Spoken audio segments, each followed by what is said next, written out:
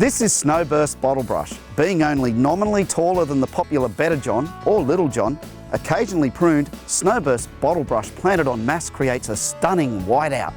Snowburst callistemon is a compact plant producing striking white bottlebrush flowers.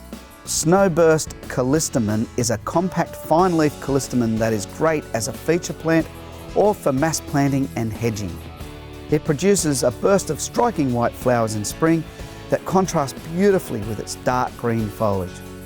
It has good frost and drought tolerance once established and will tolerate full sun to partially shaded positions.